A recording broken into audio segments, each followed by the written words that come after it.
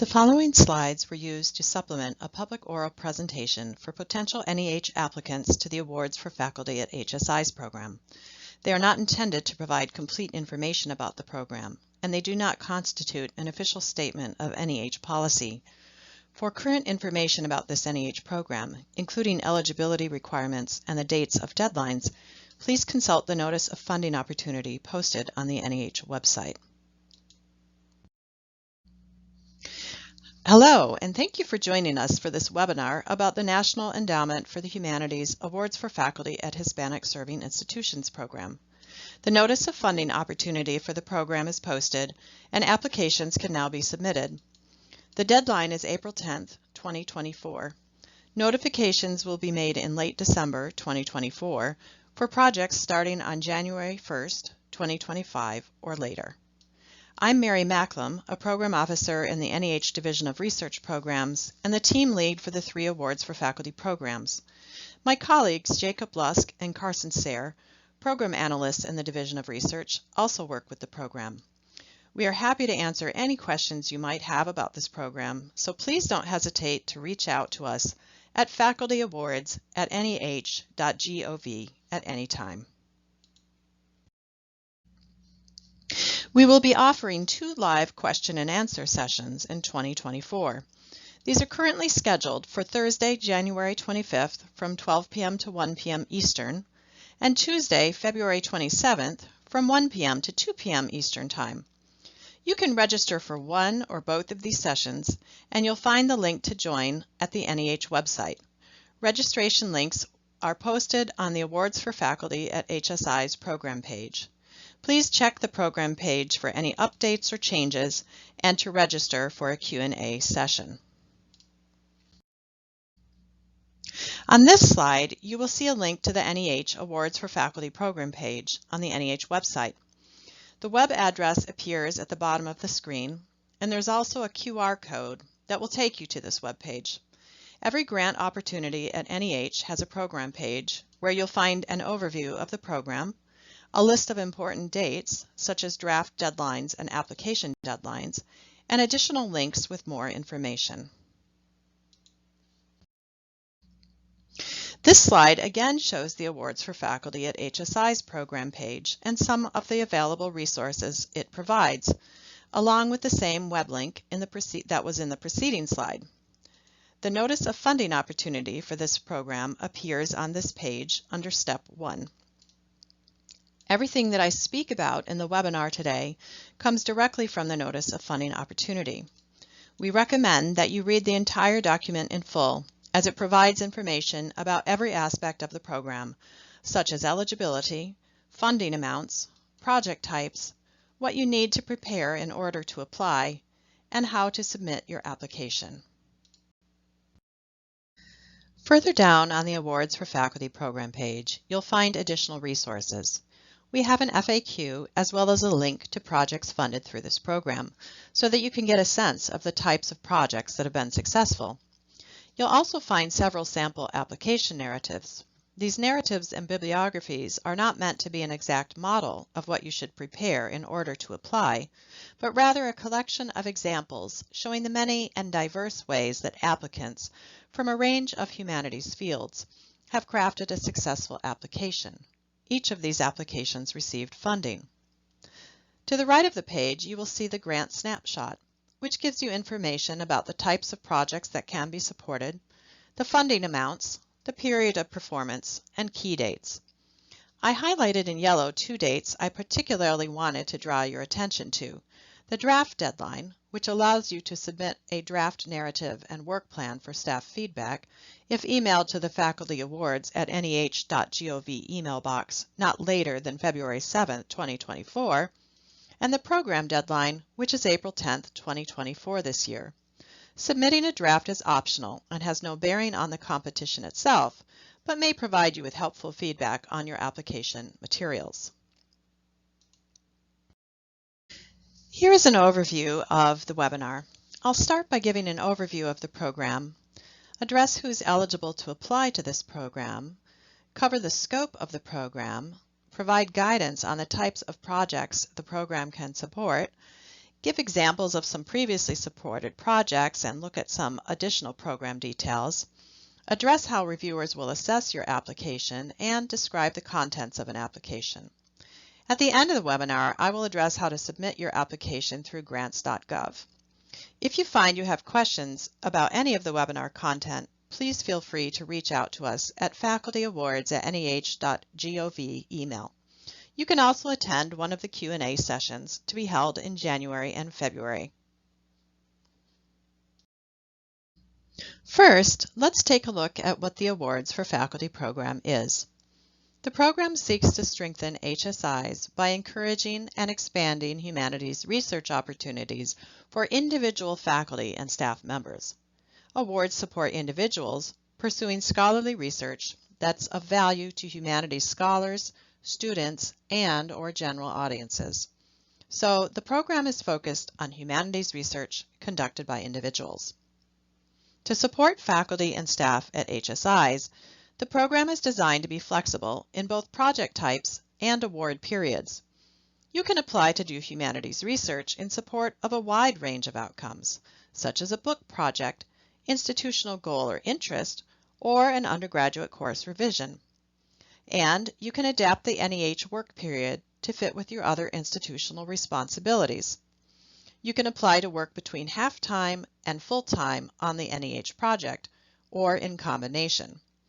I will say more about those aspects later in the presentation. Now let's look at eligibility requirements for the program. All full-time, part-time, adjunct, and retired faculty and/or staff affiliated with an HSI are eligible. You can find out more about eligibility Section C in the NOFO. NEH suggests that you check with staff at your institution to determine whether your university or college is eligible and meets the criteria for a Hispanic-Serving institution as defined and determined by the U.S. Department of Education. That is a yearly process, so each year you need to check. NEH goes by the status at the time of application and the application deadline for NEH. Institutions must apply for eligibility determinations through the Department of Education, and the Department of Education prepares an Excel sheet called the Eligibility Matrix every year showing the results of these determinations. Be aware that you may also need to submit supplemental documentation, in some cases, demonstrating institutional eligibility. Be sure to read the NOFO carefully. The program is open to U.S. citizens and to foreign nationals who have been living in the U.S. for the 3 years preceding the April 10, 2024 application deadline. No advanced degree is required. However, you may not be currently enrolled in a degree program. If you have satisfied all the requirements for a degree and are only awaiting its conferral, you must include a letter from the dean of the conferring school or your department chair attesting to your status as of the application deadline, April 10, 2024. Here is a sample screenshot of the FY 2023 eligibility matrix. This is from the U.S. Department of Education website. NEH goes by the U.S. Department of Education determinations, as I mentioned in the previous slide. You can see that the current eligibility matrix provides tabs along the bottom of the slide. You can select the HSI tab. You will first need to find your institution in the list, then check the column on the right of your screen that indicates meets 2023 Title V HSI definition. This column should say yes. If your institution does not appear as an HSI on this list, but you believe that your institution is an HSI, you will need to have someone at your institution provide you with documentation of this from the Department of Education. This letter will also need to be submitted with your application. You will also need to confirm enrollment, and guidance on all of this is provided in the NOFO.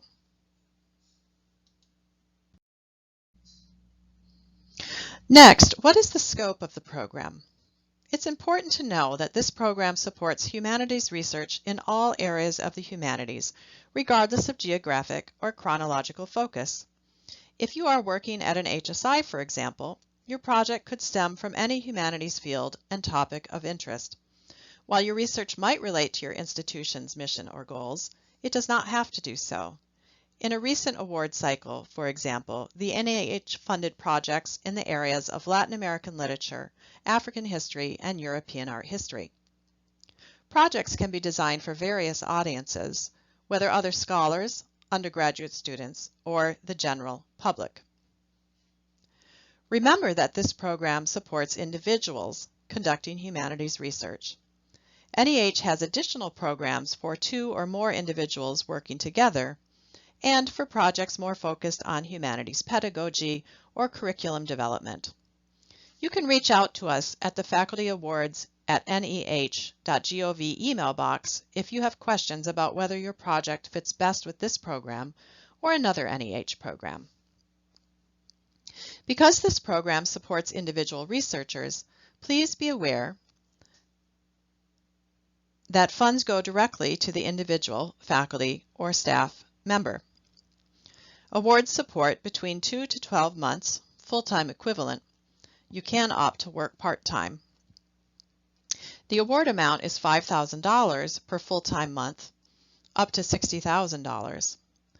And be aware your period of performance must be continuous. Note, no cost sharing is required and no indirect costs are allowed.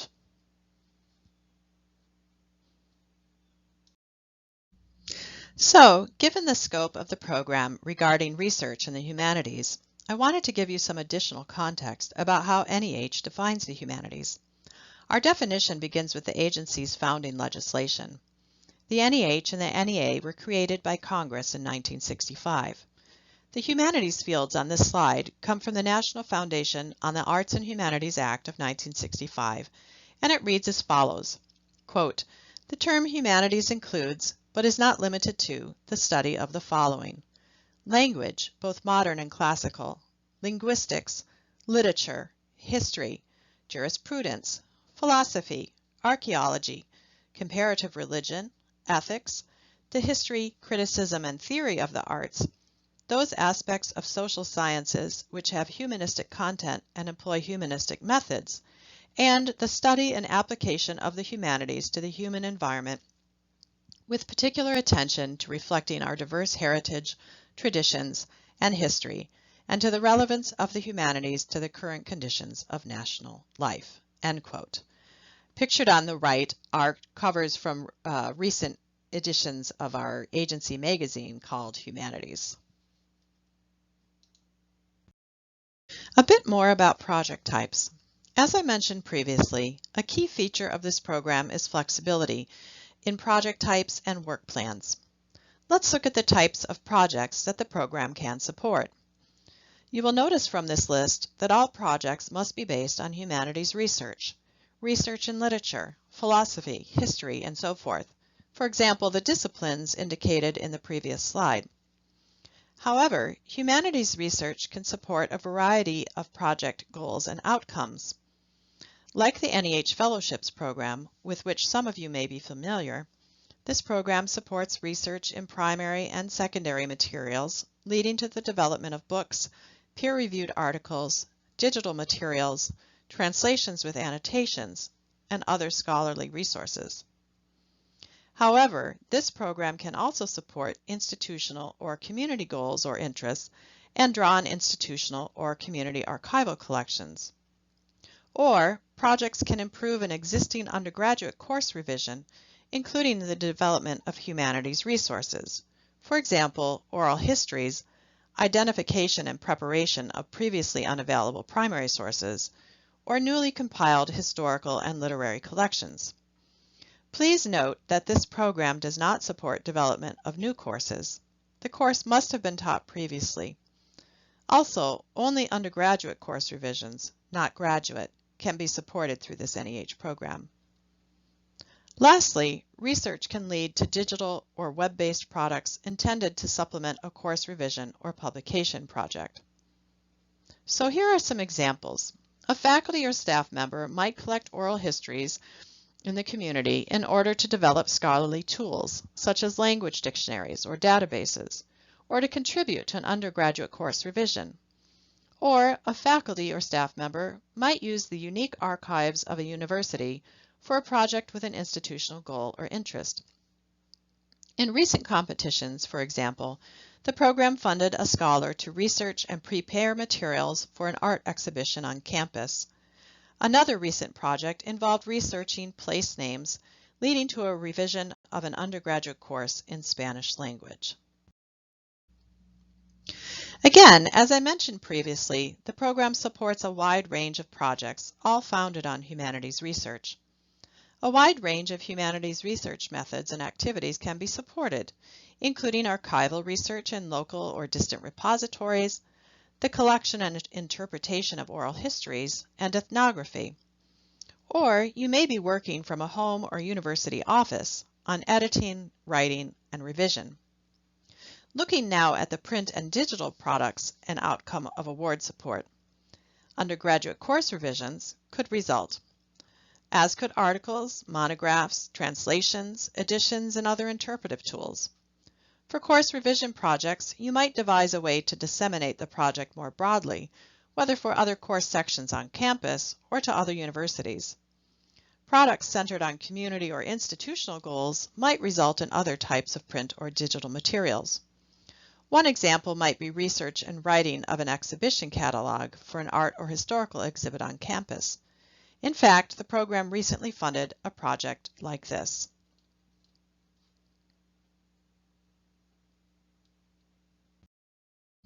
Here are 3 recent book projects whose authors received support through this program. The first book, authored by Sandra McGee-Deutsch, is titled Gendering Anti-Fascism, Women's Activism in Argentina and the World, 1918 to 1947.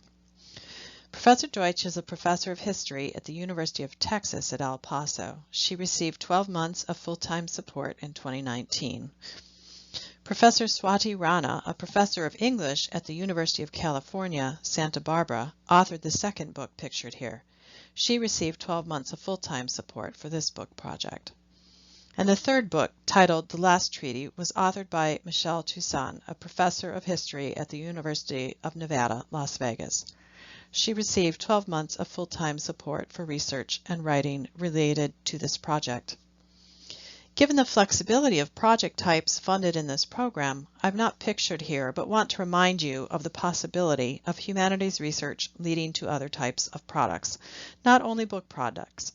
In recent years, as I mentioned in the previous slide, the program has supported projects leading to undergraduate course revisions, peer-reviewed articles, and projects supporting institutional or community goals. You can look at the link on the program page, the recently funded projects link, to see the full range of projects that have been supported. Here are some important dates for the program this year. NEH staff will read and respond to draft narratives. Draft narratives must follow the format specified in the NOFO, Section D. You can also include your work plan. Drafts should be submitted to the Faculty Awards at NEH.gov email no later than February 7, 2024. The program deadline for applications is April 10, 2024. The NOFO explains how to submit your completed application package through grants.gov. Be sure to allow enough time for any technical difficulties or other issues. We recommend submitting well before the deadline in case of any difficulties. Late applications will not be reviewed. Decisions will be announced December 2024, and the earliest possible start date for your project is January 1st, 2025. However, you can wait to begin your project all the way up until September 1st, 2026, so you have a large window of time. Here is a slide with the criteria for the program. These criteria appear in Section E1 of the NOFO. You should keep these prominently in mind when writing your proposal. All reviewers will assess your project using these criteria and only these criteria, and grant writing is its own form. Don't forget you can consult the sample application narratives on the program page to see how other applicants have addressed the criteria. The first criterion pertains to the intellectual significance of the project for the humanities. Tell your reader what your project is about and why it's important. You should explain what it will contribute to your specific field in a way that a humanities generalist can understand. You should also situate your project in the broader context of humanities research and knowledge. What is the state of the field on this topic? How will your project contribute? Criterion 2 considers the quality of the conception, definition, organization, and description of the project, and the clarity of expression. Generally, peer reviewers find that a well-written, clear application is a predictor of the quality of the planned publication, so writing a good abstract and narrative is important. Propose specific research questions and explain the methods, concepts, and approaches you will pursue to address them. Criterion 3 is about the work plan and its feasibility. In Attachment 2, you'll need to provide a detailed work plan broken into 2 to 3 month segments. This can be a chart, a list, or a narrative, but make sure it's clear. Your work plan should clearly state whether you are seeking part-time, full-time, or a combination of support. Don't forget that your work plan must be continuous. Criterion 4 asks reviewers to consider the applicant's preparation for the project. If it's a new research area for you, explain how you came to it and your skills for doing so. Be sure to address your language competencies, knowledge of archives, and so forth. The last criterion considers the likelihood that the project will be completed, and the dissemination and access plans. Mention the expected publication and other outcomes of the project. If you're proposing a book project, consider providing a description of the proposed book, such as the chapters. If you have a publisher or a series in mind, you can mention this specifically. If you're proposing an article project, indicate the likely length of the article and the venue for publication. If you're proposing a course revision project, indicate when you expect to teach the revised course and how you plan to disseminate your research results. You can see more about this in Section E of the NOFO. Here is a list of the items you will need to submit by the April 10, 2024 deadline. This table appears in the NOFO. In yellow, I have highlighted the application component. The next column indicates how to name your files. The third column indicates if the item is required, recommended, or conditionally required. Please pay close attention to these so that your application is complete and can go through review. The last column refers to page limits. Notice that we have mandatory limits for several of the attachments. Do not go beyond the allowable page numbers, even just by a line. Please remember that applications that exceed page limits or violate format instructions will be considered non-responsive and will be rejected from further consideration. You'll also see that there are grants.gov forms as well as attachments. You can write and assemble all of the attachments in advance offline if you wish. The grants.gov forms, however, will need to be completed in grants.gov. You will attach your attachments to the grants.gov form that is called Attachments Form. Don't forget that files must be PDFs or they will be rejected.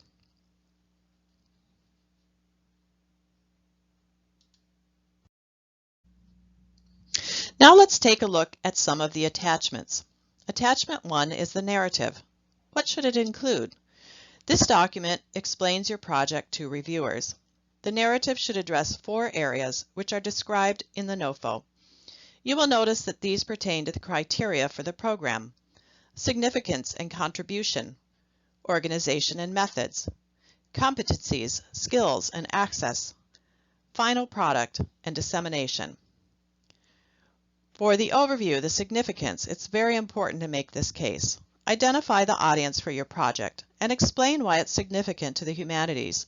State your thesis. Provide the scholarly context. What work has already been done on the topic? What is the state of research? How will your work contribute? Will it build on, disagree with, or provide a new interpretation?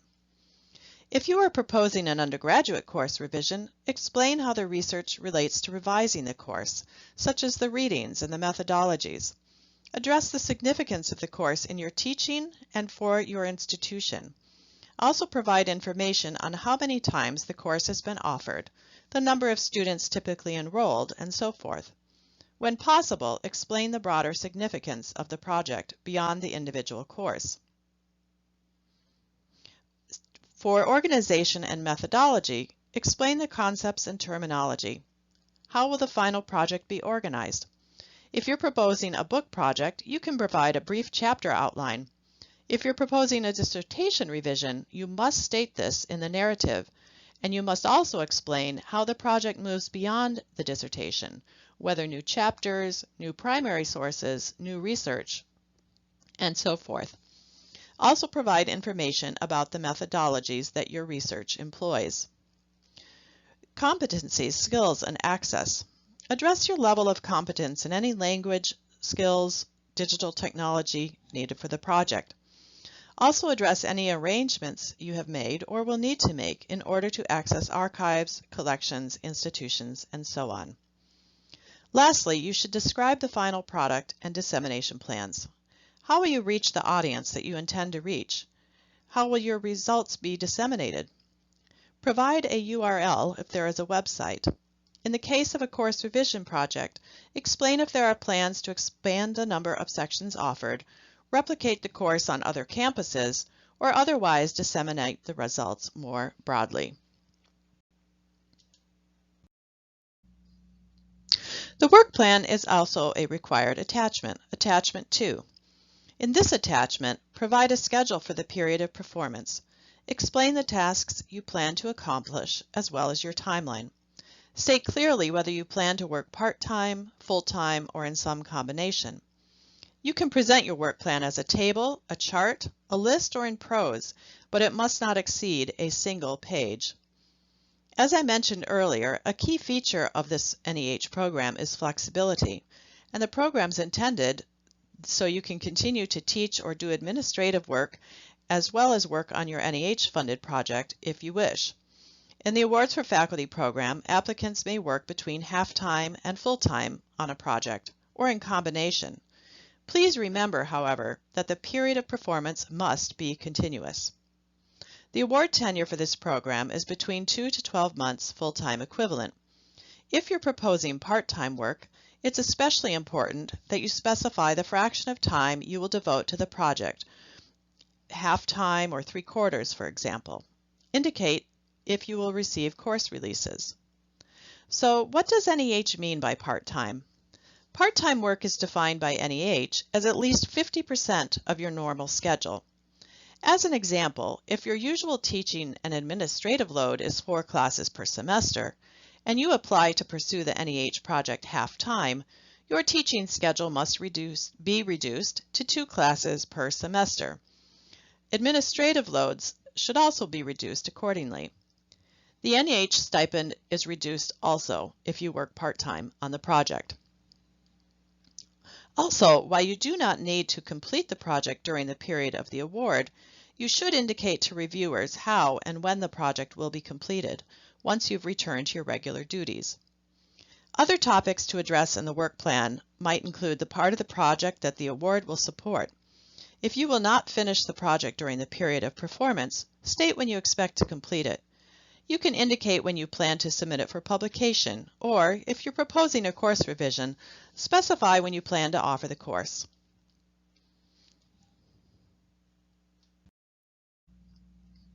Now let's take a look at the bibliography attachment.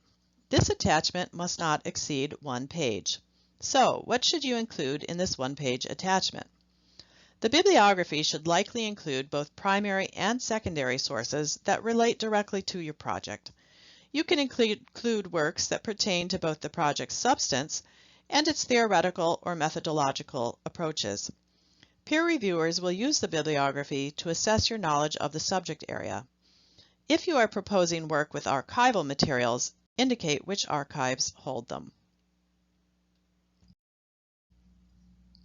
This slide pertains to the resume attachment, another required attachment.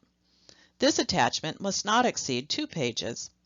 I have a list here of information to include on these 2 pages, taken from the NOFO. List your current and past positions. Provide information about your education. List any degrees, dates that these were awarded, and titles of theses or dissertation. Include relevant awards and honors. If you've received any prior support from NEH, be sure to list these awards, the dates that you held them, and indicate the product that resulted, such as books or articles. You can also list other relevant professional activities and accomplishments, and include your level of competence in any relevant foreign languages. Here, once again, is a listing of the attachments that you will need to submit. Please refer to the Notice of Funding Opportunity, Section D, for full details on all of the attachments, as well as guidance on what each attachment should include. I discussed the first 4 required attachments in the preceding slides. Additional attachments are listed in the application component table. NEH recommends submitting the confirmation of institutional support at the time of application. This document should be on letterhead, confirming institutional support, and signed by an institutional representative, such as staff in the Office of Sponsored Research, a vice president, or dean. It should indicate that the institution will allow you to accept an Awards for Faculty Fellowship if offered, even though it might reduce your teaching load. And while NEH encourages you to submit this document at the time of application, if recommended for funding, you must submit it before NEH will issue an award. There are some additional conditionally required attachments. Depending on your project and personal situation, you may need to submit these or you may not.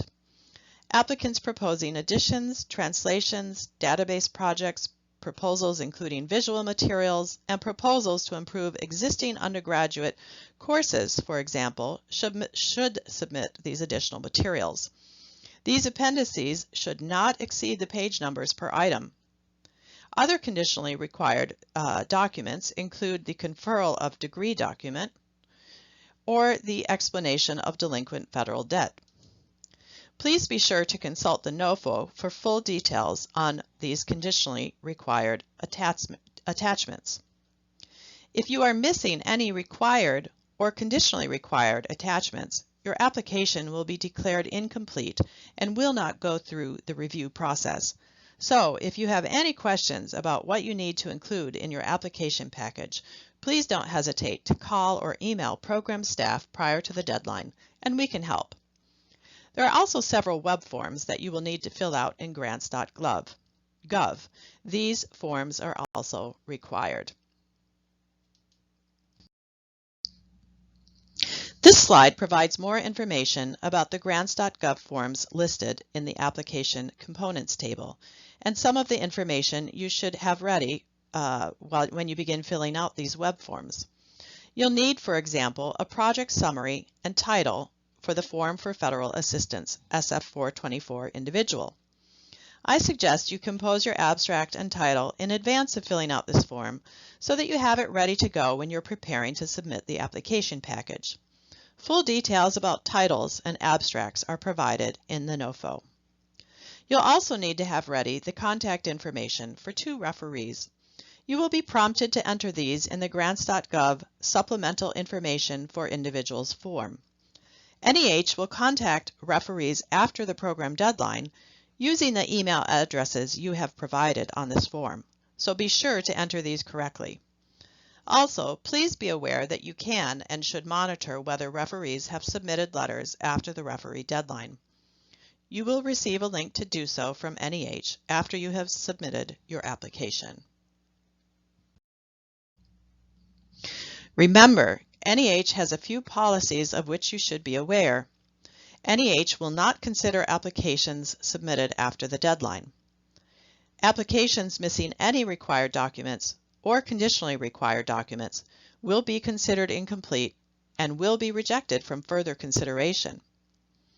Applications that exceed page limits or violate formatting instructions will be considered non-responsive and will be rejected from further consideration.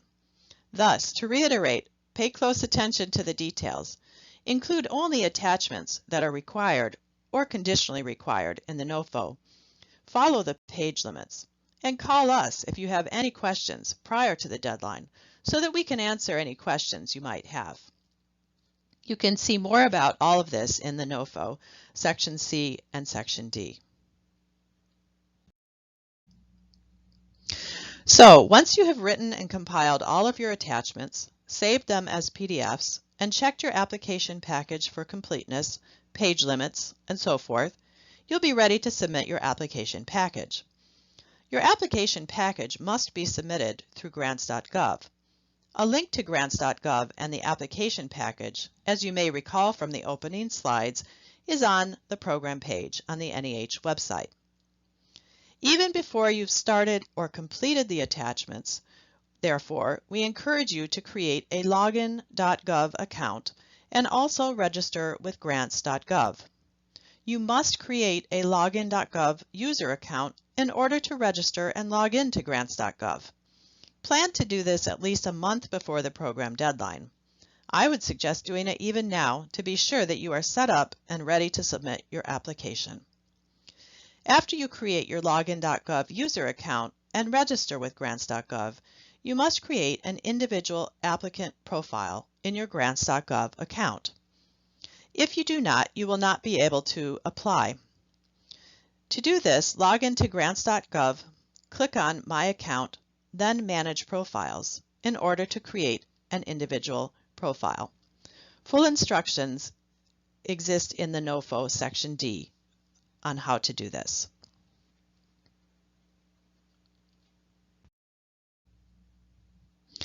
Here are some of the steps you should go through as you submit your application. You can access the application package through a link on the program resource page. The link takes you to grants.gov. Be sure to apply to the correct opportunity, and you can see a screenshot on the right on this slide that shows there are 3 different opportunities under the Awards for Faculty program. If you apply to the incorrect opportunity, for example, you apply to the HBCU opportunity and you are affiliated with an HSI, your application will be considered ineligible. Be sure to check that you click on the right package. Lastly, submit your application early to allow time for technical problems. Sometimes grants.gov gets very busy at the application deadline, and there might be a delay. Or you may forget to submit a required attachment. Give yourself plenty of time to check the details.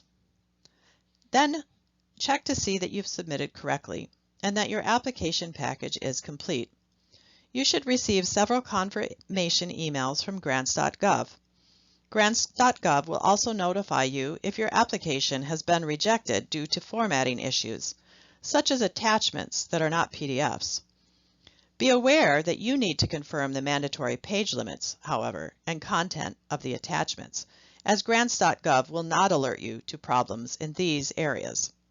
Therefore, allow sufficient time for this so you still have time before the deadline to fix any problems you might find and resubmit your application.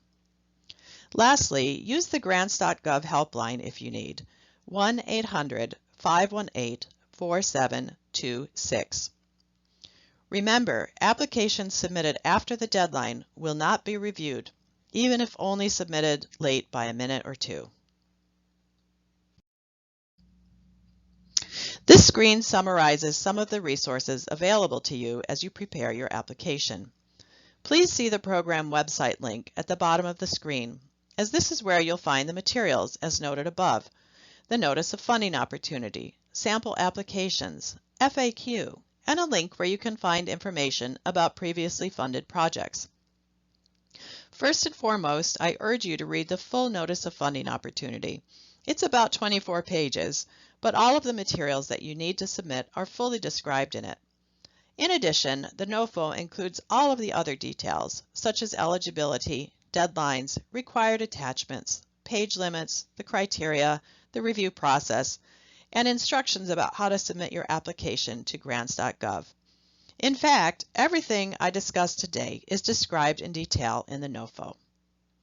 A reminder that staff encourage you to submit a draft narrative and work plan for staff feedback in advance of the deadline. These must be received no later than February 7th, 2024, and these must be submitted to the Faculty Awards at NEH.gov email box, or we won't be able to look at them. Drafts are optional and they don't have bearing on the review process. However, applicants have found that staff comments can be useful to improving the proposal prior to submission. We'll do our best to get these back to you with our comments 10 days prior to the application deadline. Also, a reminder, NEH staff are very happy to speak with you or correspond over email so we can answer any questions. Please reach out. Lastly, if you or your institution have questions about the terms and conditions for the program, you can find that information in the link listed at the bottom of this slide. Here's the last slide for the webinar on the awards for faculty at HSI's program. Please don't hesitate to contact us with any questions. You can reach me, my colleague Jacob Lusk, and my colleague Carson Sayre by emailing facultyawards@neh.gov, or you can phone the main number of the Division of Research and ask to speak with us. That's 202-606-8200. Don't forget that another way you can connect with us is 2 live Q&A sessions planned for January 25th from 12 to 1 p.m. Eastern Time and Tuesday, February 27th from 1 p.m. to 2 p.m. Eastern Time. Please check the program page for any updates or changes to these dates and times, as well as a registration link. And we hope to see many of you there. We hope this has been an informative webinar. Thanks for watching, and we hope to see your applications.